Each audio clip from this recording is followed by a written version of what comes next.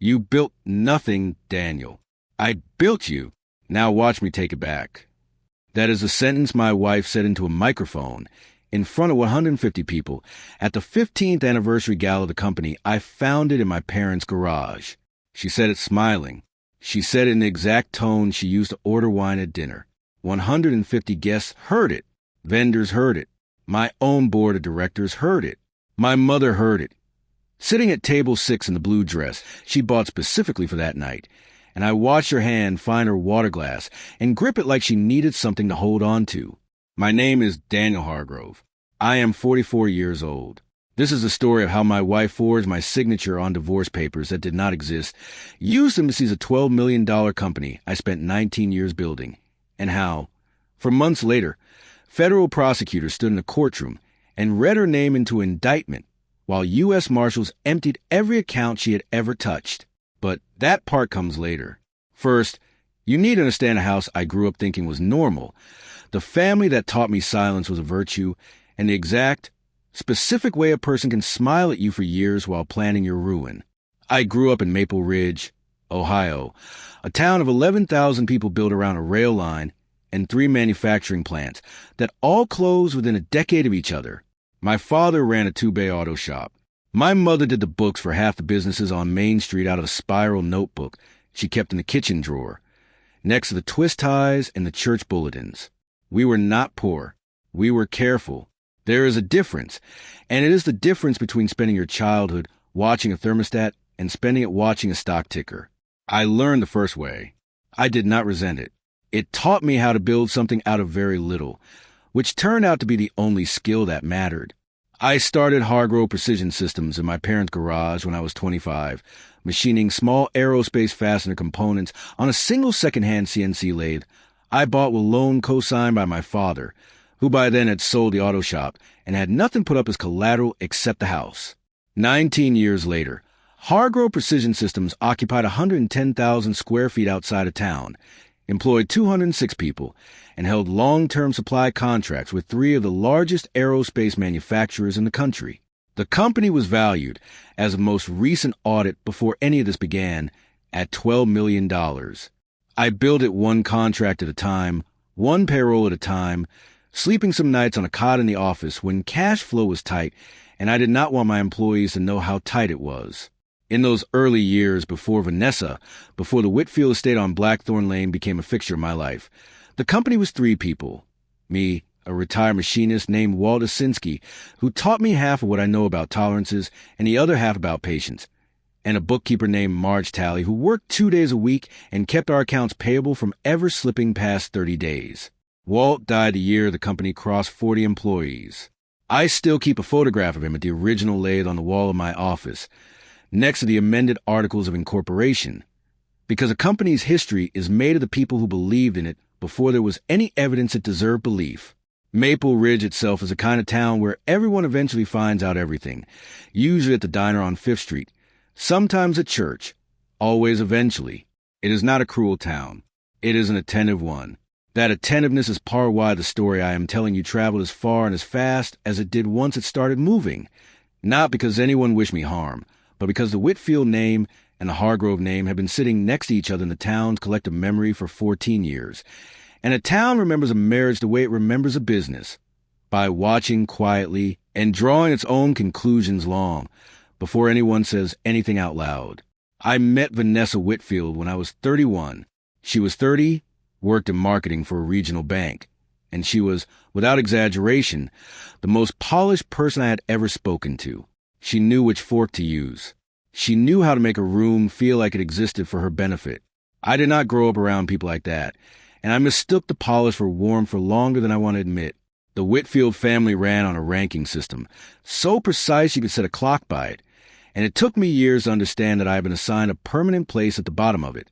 At the top was Richard Whitfield, Vanessa's father, a retired district court judge who still expected to be called Judge at Thanksgiving, and who measured every person at his table by their proximity to his own reflection. Below him was Vanessa, who had spent 30 years learning exactly how to be the daughter Richard wanted, which meant sharp, decisive, and utterly convinced that rules were things other people followed. Below Vanessa was her younger brother, Preston Whitfield, 36 years old at the time of the events in this story, who had failed for separate business ventures financed by his father's money, and who was, in every practical sense, the family's permanent dependent. Below Preston was me. I want to be precise about what that ranking looked like in practice, because it is easy to say, I felt like an outsider, and let the phrase do the work of 100 small humiliations. It did not feel like one thing. It felt like 1,000 tiny adjustments I made to myself without noticing I was making them. It looked like Richard introducing me at his own 70th birthday party as Vanessa's husband. He does something with machine parts. To a room of 40 guests, none of whom I had met, while Preston was introduced by his full name and his father's arm around his shoulder, despite Preston not having held steady employment in 6 years. It looked like the annual Whitfield Christmas Eve dinner, held every year at the family's 9-bedroom house on Blackthorn Lane, where the seating chart placed me at the end of the table nearest the kitchen door, a seat Vanessa always described as practical, since you're usually the one refilling drinks anyway. It looked like the smell of that house at Christmas. Cedar garland, wood smoke, the particular sharp sweetness of Richard's aged bourbon, a smell I came to associate not with warmth but with vigilance, because in that house you learned to read a room the way you'd read weather. It looked like Vanessa corrected me in front of her parents' friends when I described my own company's growth, cutting in with, he's being modest. My father's connections at Whitfield Capital were really what got the early contracts moving, a claim that was not true and that she knew was not true because I had built those first contract-alone, cold-calling procurement officers from a desk phone in my garage while she was still working at the bank. It looked, too, like the summer Richard financed Preston's third failed venture, a craft brewery that lasted 14 months before closing with debts north of $200,000, and hosted a dinner afterward at Blackthorn Lane to reassure Preston that some of the best businessmen in history failed publicly before they succeeded.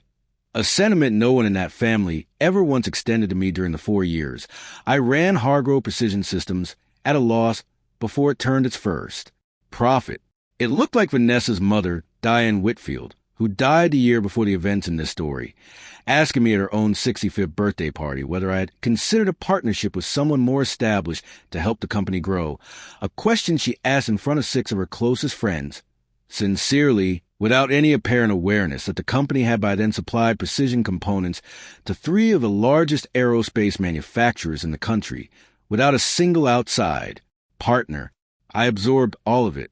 I told myself this was simply how families like the Whitfields operated, reserved, hierarchical, undemonstrative rather than cruel.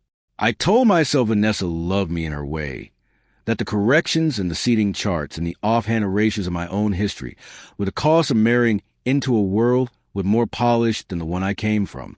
I was, for 19 years of running a company and 14 years of marriage, the last person in any room to raise his voice. I thought that made me strong. I did not yet understand what it was training me to accept.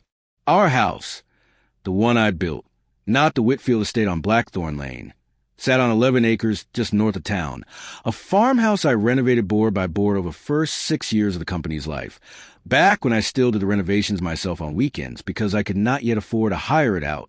It had a wraparound porch, a kitchen with a scarred maple butcher block counter I refused to replace because my father had helped me install it, and a barn out back that I converted into a workshop where I kept the original CNC lathe long after the company had upgraded to equipment worth more than most houses in Maple Ridge. That lathe sat under a canvas tarp in the corner of the barn for 14 years.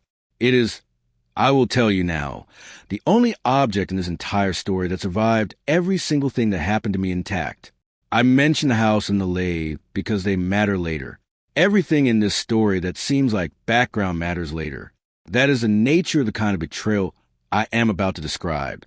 It does not arrive as a single blow. It arrives as an accumulation, each slight small enough to swallow on its own, until one day you look up and realize you have swallowed enough to build a grave. The first scene I want to give you happened on a Tuesday in March at the Hargrove Precision Systems annual employee holiday party, held that year in the assembly floor itself, cleared and strung with white lights, 206 employees and their families filling a space that 6 months earlier had been shipping out landing gear components on schedule for the 3rd year running. I stood at the front with a microphone to thank the floor supervisors by name, the way I did every year, because those were the people who had built the company with me. hour by hour, long before anyone in the Whitfield family had ever set foot on the property. Vanessa took the microphone from my hand before I finished, laughing, and told the room, "Daniel's too humble to say it, but none of this happens without the Whitfield family behind it. My brother Preston's actually been advising him on expansion strategy this year, haven't you, Preston?" Preston, who had never once set foot in the plant, who could not have told you the difference between a fastener and a flange, smiled and raised his glass to applause from a room that did not know any better. I smiled too. I thanked everyone again. I did not correct her. That was the first scene. 206 employees watched my wife hand credit for my company to a man who had never earned a paycheck in his life. And I said nothing, because saying something in front of my own staff felt smaller than staying silent.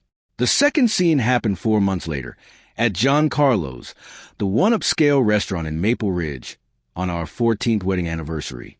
We had gone with 2 other couples, longtime friends, people I had known since before Vanessa. Over the second bottle of wine, Vanessa laughed and said, loud enough for the whole table, "You know, I actually had lunch with a divorce attorney last month, just to understand where I'd stand financially. Not that I need it, obviously, but a woman likes to know her numbers." The table laughed along with her, the way you laugh at something that is presented as a joke, uncertain whether it is one. I laughed too. I asked her, quietly, in the car afterward, why she'd said it. She told me I was being sensitive, that it was a joke about her sister's ongoing divorce, nothing more, and I let it go, because pursuing felt like proving her point about my sensitivity. I did not know, that night, that she had in fact met with an attorney. I did not know his name was Grant Sutter. I did not know that meeting was not about her sister at all. The third scene happened at a Hargrove Precision Systems board meeting in September. The kind of meeting where 5 people who had helped me build a company for a decade sat around a table reviewing quarterly numbers. Vanessa attended as my spouse, a courtesy I extended because she asked to understand the business better. Partway through, she proposed adding Preston to the board in an advisor capacity. Given his business background, one of my longest-serving directors, a woman named Carolyn Pruitt, who had been our controller since year 3, asked evenly what business background that would be. Vanessa's answer was 3 sentences of nothing. Entrepreneurial instincts, family perspective, fresh eyes. And I watched Carolyn's face carefully not react while I, once again, said nothing, because contradicting my wife in front of my own board felt like something I was not permitted to do, though I cannot have told you at the time who had set that rule. The fourth scene happened at Thanksgiving, at the house on Blackthorn Lane, 40 relatives and family friends around 3 tables in a dining room built to seat that many.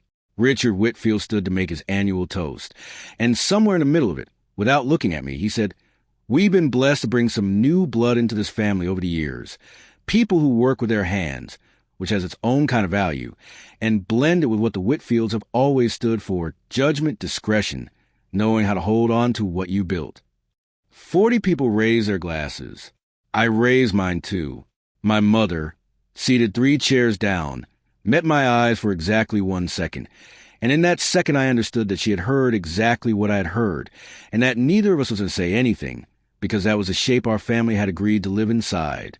I want to tell you what my restraint cost me in each of those rooms, because it is easy to hear he said nothing and assume nothing happened inside me. Something happened every time. My jaw held. My hand stayed flat on the table. I have a specific memory of my thumbnail pressing a small crescent into the pad of my index finger under the tablecloth at Thanksgiving, a habit I did not know I had until my mother pointed out, years later, that I had been doing it since I was 9 years old, at my own father's table, whenever an adult raised their voice. The 5th scene is the one that ends this section, and it is the one you already know part of. It happened on the 2nd Saturday in April, at the Hargrove Precision Systems 15th anniversary gala, held in the renovated event hall downtown, 150 guests. Employees, vendors, 3 members of the board, 2 representatives from our largest aerospace client, my mother, and 40 members of the extended Whitfield family. I had spent 6 weeks preparing remarks about the company's history. I did not know, standing at that podium, that 6 weeks earlier, while I was in Seattle for 11 days finalizing a $9 million supply contract renewal, Vanessa had filed paperwork with the county recorder's office that listed her as sole owner of Hargrove Precision Systems. Under a divorce settlement agreement dated the previous November, bearing a signature that was supposed to be mine. I did not know, standing at that podium, that the man seated at table 12, introducing me an hour earlier as a family friend in corporate law, was Grant Sutter, the attorney Vanessa had first met 11 months prior, and that he had spent the cocktail hour quietly confirming with two members of my own board that the ownership transfer was, as far as the recorded documents showed, entirely legitimate. I finished my remarks. I sat down, and then Vanessa stood, took the microphone from the MC's hand without being asked, and told 150 people that as of that morning, she held controlling interest in Hargrove Precision Systems, that the board would be reviewing new leadership in the coming weeks, and that I should, in her words, enjoy the party because it's the last one you'll be hosting here. Someone laughed, uncertainly, thinking it was a bit. Then she said the line I opened the story with. She said it smiling. And 150 people went quiet in the specific way a room goes quiet when it realizes it has just watched something it cannot unwatch. I did not stand up. I did not raise my voice. I did not ask her, in front of 150 people, what she meant. I looked at her for 3 seconds. I counted them. Then I set down my napkin, folded once, the way my mother taught me to leave a table. I stood. I walked past table 12, past Grant Sutter, who would not meet my eyes. I walked past my mother, who reached for my hand as I passed, and squeezed it once, and I squeezed back, and neither of us said anything, because there was nothing yet to say. I said one sentence before I left the room. I said it to Vanessa, quietly, not into a microphone. You should have used a better forger. I do not know, to this day, whether I believe that when I said it.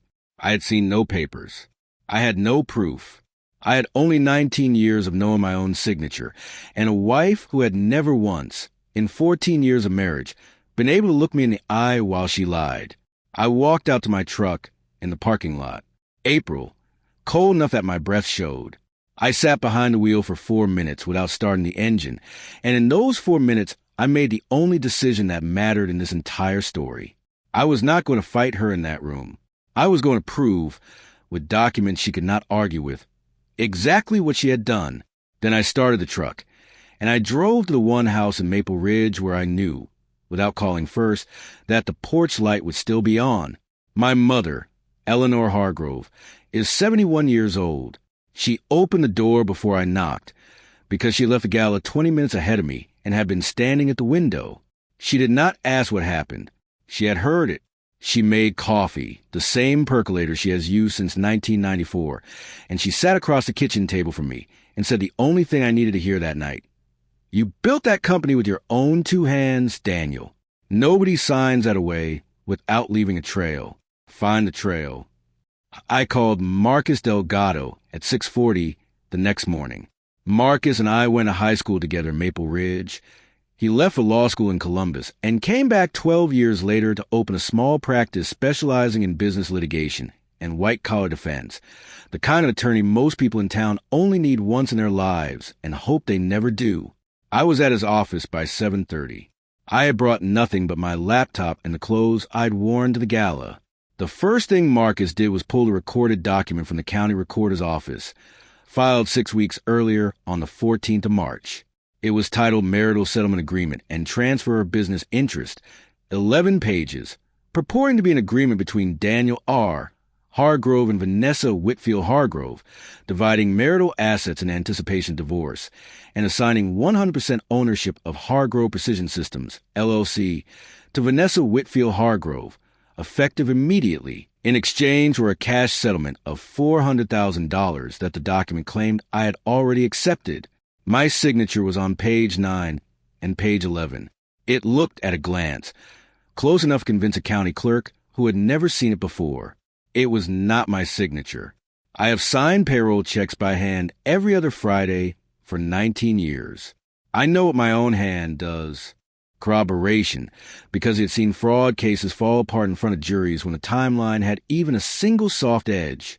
He hired a digital forensics consultant, a man named Trevor Ashcombe, to examine the metadata on the settlement agreement file itself, which Grant Sutter's own paralegal had carelessly emailed to a title company as a Word document before converting it to the PDF that was ultimately filed with the county. That word file's metadata showed a creation date of March 9th, a last modified date of March 12th, and author field that read G. Sutter, not Vanessa, not me, not anyone claiming to be a neutral drafter of a mutual agreement. It was, Trevor told us, the single cleanest piece of evidence in the entire file, because metadata is the kind of detail people forget exists until it's already too late to scrub it. Carol and meanwhile cross-referenced the 9 structured transfers against Vanessa's calendar, which I still had partial access to through our shared household accounts, and found that each of the 9 transfers had occurred within 48 hours of a documented meeting between Vanessa and Grant Sutter, 6 of them at his office. 3 of them, according to a restaurant receipt Carol, and found in a shared credit card statement, over lunch at a steakhouse 30 miles outside Maple Ridge. Chosen, I have to assume, specifically because it was far enough away that no one in town would recognize either of them. I gave her everything by Friday. Every bank statement, every phone record Carol, and could legally provide Dr. Cho's full report, the metadata analysis, 14 years of my actual signature. 2 weeks later, the FBI opened a formal investigation into Vanessa Whitfield Hargrove and Grant Sutter for wire fraud, aggravated identity theft, and structuring financial transactions to evade federal reporting requirements. I did not tell anyone at the company. I did not tell anyone in the Whitfield family. For 6 weeks, I went to work every morning, signed every payroll check with a signature no one had ever managed to properly forge, and waited. Vanessa, believing the recorded settlement agreement had settled the matter permanently, moved quickly. She scheduled what she called a leadership transition meeting for the 3rd Thursday in June, held deliberately in the same downtown event hall where the anniversary gala had taken place 2 months earlier. She invited the full board. She invited 2 reporters from a Maple Ridge Courier and a regional business journal, because she intended, Carol and later confirmed, to announce herself publicly as the new owner and chief executive of Hargrove Precision Systems, with Preston installed as vice president of operations, a title that would have meant nothing except a salary drawn from a company neither of them had built. I was invited too as a courtesy, or perhaps as a demonstration. Vanessa's exact words to me over the phone 4 days before the meeting were, "You're welcome to come and say a proper goodbye, Daniel. I think that would be good for everyone's sense of closure." I told her I would be there. I did not tell her why. The room filled the same way it had in April, 110 people this time, smaller than the gala, but still enough for what needed to happen next. Richard Whitfield sat in the front row, in a suit, the way he dressed for anything he considered a formal occasion. Preston sat beside him, practicing, I assume, whatever remarks he intended to give as the company's new vice president. My mother came, though I had asked her not to. She said she had missed the last time something important happened in that room, and she was not going to miss it twice. Vanessa stood at the same podium where I had given my anniversary remarks. She thanked the board for their patience during the transition. She thanked Grant Sutter, seated again at a table near the front, for his counsel throughout the process. She was 11 words into announcing herself as Hargrove Precision Systems' new majority owner when the doors at the back of the hall opened, and 6 people in FBI windbreakers walked in, followed by Assistant United States Attorney Angela Reyes. Angela Reyes did not raise her voice either. She walked to the front of the room, past 110 seated guests who had gone entirely silent, and she said, clearly enough for the recording equipment the reporters had already set up to catch every word, "Vanessa Whitfield Hargrove, you're under arrest for wire fraud, aggravated identity theft, and structuring financial transactions in violation of federal law." Behind her, 2 agents moved toward Grant Sutter, who stood so quickly his chair fell backward and struck the floor with sound that seemed, in that silence, far louder than it was. Vanessa's face did not fall gradually. It emptied all at once. The particular whiteness of someone whose entire understanding of the room she is standing in has just been proven wrong in a single sentence. I did not stand up right away. I let Angela Reyes finish reading the charges. I let the agent secure both Vanessa and Grant Sutter's phones and laptops, put a search warrant that had been prepared for exactly this purpose. Only then did I stand, walk to the front of the room, and say the one thing I had decided, weeks earlier, that I would say if this moment ever arrived. This company was never yours to sign away. It's mine. It always was. I sat back down. My mother reached for my hand again, the way she had at the gala, and this time she did not let go for a long time. The federal indictment, unsealed the following week and read into the record at Vanessa's arraignment, charged her with 4 counts of wire fraud, 1 count of aggravated identity theft, and 2 counts of structuring financial transactions to evade federal reporting requirements. A combined maximum exposure, Marcus told me, of over 30 years. Though sentencing guidelines for a first offense of this kind would almost certainly result in something far shorter. Grant Sutter was indicted separately on 3 of the same counts, plus 1 count of notary fraud tied to suspended Commissioner Denise Okafor, who was ultimately cleared of wrongdoing herself. Her stamp, investigators determined, had been photographed from a public filing years earlier and digitally reproduced onto the settlement document, which explained why her commission suspension had never registered as a red flag to anyone at the county recorder's office. The arraignment took place 6 days later, in the federal courthouse in Columbus, a building with none of the warmth of the downtown event hall and none of the pretense of Blackthorn Lane. Just fluorescent light wooden benches, and a magistrate judge who read the 4 counts against Vanessa in the same even tone Angela Reyes had used at the podium. Vanessa wore a gray suit I did not recognize, which meant she had bought it after her arrest, presumably on the advice of counsel, presumably to look like someone who had never once stood at a microphone and told a room of 150 people that she had built a man she had actually only ever diminished.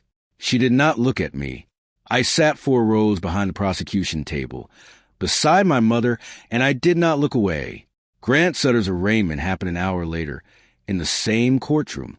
He had retained a defense attorney from Cleveland who requested bail be set at a level Grant Sutter's own frozen assets could no longer easily meet, since the forfeiture order had already reached his firm's operating account, on the theory that legal fees paid using proceeds of the fraud were themselves recoverable. The magistrate set bail regardless, at a figure that required Grant Sutter's parents to co-sign a bond, the same way my own father had once co-signed a loan that started Hargrove Precision Systems in a garage. I noticed the symmetry. I did not find it satisfying so much as simply, plainly correct, a debt finally settled in the same currency it had been taken in. The Maple Ridge Courier ran the arraignment as its lead story that week, above the fold, under a headline that used the word indicted in place of every softer word a smaller paper might have chosen. The Regional Business Journal followed 2 days later with a longer piece that quoted Angela Reyes' statement in full, that the case represented a deliberate and sophisticated scheme to seize a legitimately built company through forged legal process, and that her office intended to pursue the maximum available restitution on behalf of the victim. I did not give an interview to either paper. Marcus advised against it, and I did not need encouragement. Some things are better proven in a courtroom than explained in a quote. The Department of Justice's asset forfeiture program moved within 72 hours of the arrests. U.S. Marshals seized the operating accounts of Whitfield Holdings Group, LLC, totaling $311,000. The remainder of the $340,000 originally transferred, minus legal fees Vanessa had already paid to Grant Sutter. They seized Vanessa's personal checking and savings accounts, combined value of $86,000. They seized a 2024 Range Rover purchase in February, for months before the arrest, paid for in full using funds traced directly to the fraudulent transfers.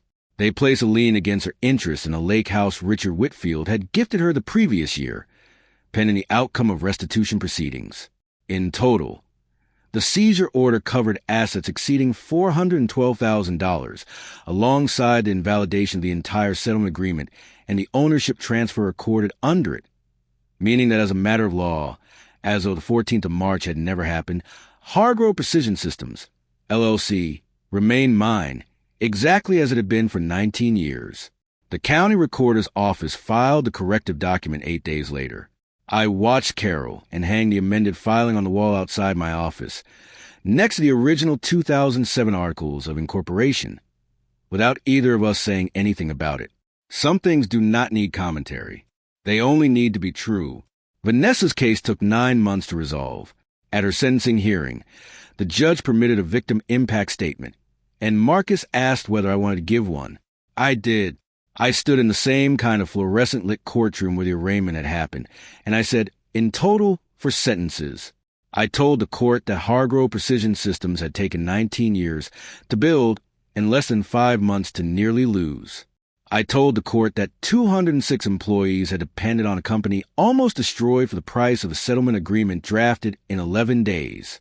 I told the court that the hardest part of the last year had not been the forgery itself, but discovering how long I had mistaken someone's contempt for partnership. Then I sat down. The judge, in handing down the sentence, referenced that fourth sentence directly, calling it as clear a statement of harm as this court has heard in a financial fraud case in some time. Vanessa's attorney, not Grant Sutter, who by then had his own indictment to answer for, and was barred from representing anyone, negotiated a plea agreement in which she pled guilty to 1 count of wire fraud and 1 count of aggravated identity theft, in exchange for the government dropping the structuring charges. She was sentenced to 4 years in federal prison, followed by 3 years of supervised release and ordered to pay full restitution, $311,000 to Hargrove Precision Systems directly, plus an additional $60,000 in legal fees the company had incurred proving the forgery. She reports, as of the date of this recording, to a federal correctional facility in West Virginia. Grant Sutter received a harsher sentence. 6 years, owing his role as the architect of the scheme and his abuse of his license to practice law. The Ohio Supreme Court's disciplinary board disbarred him permanently 4 months after his indictment, a proceeding I did not attend but read about in the Bar Association's public filings, the way you might read a weather report about a storm that had already passed over your house. Preston Whitfield was never criminally charged. There was no evidence he had known about the forgery in advance, and the government's theory of the case never implicated him directly. He did lose the title of Vice President of Operations that never should have existed in the first place, since the company it was attached to was never legally Vanessa's to offer. I have not spoken to Preston since the day the FBI walked into that event hall. I understand secondhand that he has moved to Cincinnati. Richard Whitfield issued no public apology, and I did not expect one.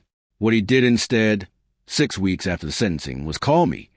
The first time he had ever called me directly in 14 years of marriage to his daughter, and asked whether I intended to pursue any further legal action against the family's remaining assets. I told him no. I told him I had only ever wanted what was already mine returned to me, and that it had been. He was quiet for a moment, and then he said, "You were always more capable than I gave you credit for." I thanked him for the call. I did not tell him that the sentence had come 9 years too late to change anything about how those years had felt from inside. Some corrections do not require a response. They simply confirm what you already knew.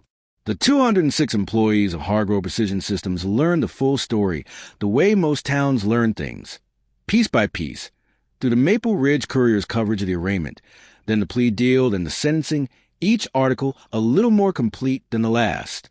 Carol and Pruitt told me, months later, that morale on the assembly floor had never dipped the way she expected it to. If anything, she said, people worked with a particular kind of quiet pride once they understood what the company had survived, and who had built it, and who had tried to take it. We finished that fiscal year with our highest production output in company history, fulfilling every contract on schedule, including the $9 million Seattle renewal I had been finalizing the week Vanessa filed the forged agreement. My mother never said, "I told you so," though she would have been entitled to. What she said, instead, the week after the sentencing, was that she was proud of how I had handled it, not the winning, but the waiting. Anyone can win an argument, she told me, at her kitchen table, the same table where I'd sat the night of the gala. It takes something else to win without raising your voice. I sold the Range Rover the marshals had seized and later auctioned, when it came up at a federal surplus sale 8 months later, for $11,000 less than Vanessa had paid for it. I did not buy it out of anger. I bought it because Carolyn needed a reliable vehicle for client visits, and it seemed, in a way I still cannot fully explain, appropriate. The barn out back of my farmhouse still holds the original CNC lathe under its canvas tarp. I checked on it the week after the sentencing, for no particular reason except that I wanted to see it. It was exactly where I'd left it. Some things, it turns out, cannot be forged, filed, or signed away. They simply wait for you, in the dark, until you're ready to come back and confirm they were real all along. I am 45 now. I still run Hargrove Precision Systems, the same 110,000 square feet, the same 206 employees, though we have hired 11 more since that fiscal year closed. I still sign every payroll check by hand, every other Friday, and I have noticed that I no longer think about the shape of my own signature when I do it. For a while after the forgery, I did. I would look at the loop of the D, the cross of the T, and wonder if I was checking to make sure it was still mine, or checking to make sure I still recognized myself. I lost 14 years of a marriage I believed, for most of them, was simply quiet rather than corrosive. I lost a version of myself that mistook silence for strength, that thought the last person to raise his voice in a room was automatically the strongest person in it. I understand now that those are not the same thing. Restraint is not the same as invisibility. You can hold your composure and still, eventually, insist on being seen. I gained something harder to name, not vindication.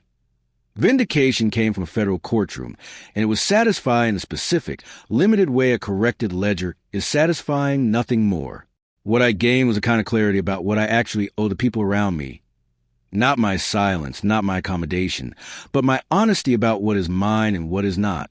I owe my employees a company that is actually run by the person who built it. I owe my mother the truth about what happened in that kitchen the night I finally understood it. I owe myself the plain fact that being calm and being weak were never the same thing. No matter how many years I spent letting other people confuse the two, the lathe is still under its tarp. The company is still mine. And I am, for the first time and longer than I can properly account for, exactly who I always was, with nothing signed away and nothing left to prove. I built this. It was never anyone's to take.